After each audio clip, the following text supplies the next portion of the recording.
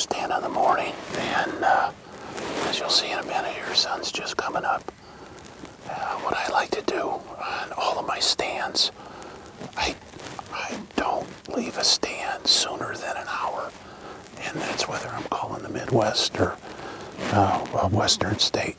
I just too many years, too much experience to know that at some point, if you don't sit that long, you're going to actually miss the coyote because he's coming in, but you're leaving before he shows up. What we'll do here this morning, this has actually been a pretty good area in the past for us, so we're going to let it calm down just a little bit, and we'll start calling, see what happens. But looks good, looks like a good spot.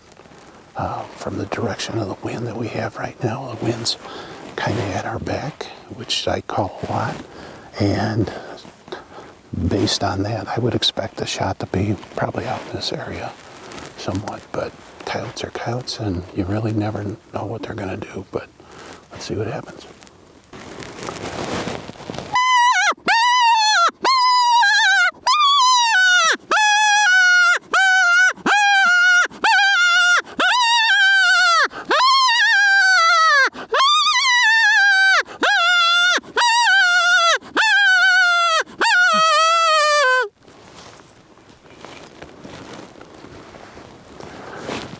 I also always time the stand, so we got our timing. Let's see.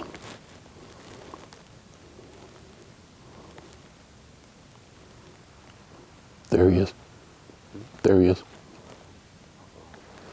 Wait a minute, might be an antelope. Hold on.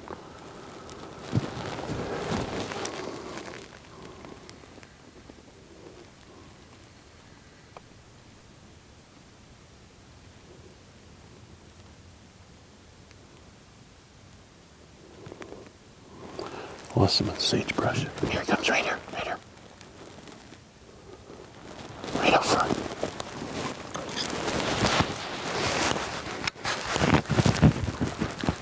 In the grass. Woo! Woo!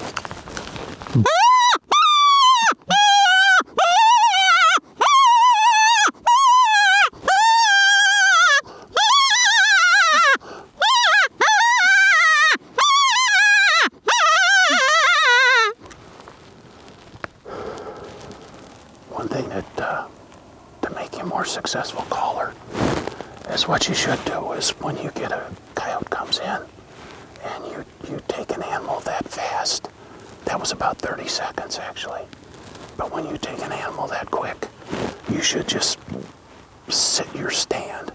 Just pretend that never happened. Turn around, call your stand, keep calling, because you really never know how far away another animal might be. He came in from the left, and as you saw there, he was going to try to cut across in front of us to get downwind, which is what we expected. We actually expected to take the shot out this way. He came across, I was able to stop him. Probably got him at maybe 100, 125 yards. But from this point on, keep calling like that never happened. And the sound of a gunshot is something that they take note of, but I'm not sure. Animals that we might have half a mile from here, if that even disturbs them. And in the past, we've been able to just keep calling and take another one, so that's what we're going to do. That coyote right there emphasizes a point that I try to make all the time. When you make your first sound, you better be ready to go. Your scope needs to be turned down as low to the lowest setting possible. You need to be ready to shoot when you make that sound, because if you did everything else right, you got into position properly, that coyote could be less than 100 yards from you. And if he is, when you make that first sound, he's going to pop up and be in your face quickly. We came in, hid the truck well, walked in quietly, shut the doors quietly, set up our equipment quietly, sat down, started the call. 40 seconds later, we had a coyote on the ground at 125 yards. Usually I sit for an hour. This is one time you might even be able to hear it. We're starting to get a lot of traffic behind us. So the probability of a coyote actually coming towards that traffic is almost non-existent. So we're gonna go down and recover the animal that we took here a little bit earlier. Let's see what we got. Yeah, that's what I thought. I hit them far back. On the initial one, when they spin like that, you need to shoot again quickly. This is the coyote we got early on. It's a young female. What I use is a Dan Thompson howler. I've always used these calls. I like them. They just work really well for me, so I'll continue to use them. So that's the first one, first stand this morning, first coyote, and now we'll get going on another stand. This is the coyote's perspective of what our stand looks like. We're sitting up in the shadows. We got the sun at our back. And in this case, the wind direction is basically right over the top of my back. So I know that the coyote is going to try to get downwind. And that would make it the shot's nice, comfortable shot for me right out in front. And you just get set up that way. You actually point your rifle that way. But this is the coyote's perspective of what our stand looks like.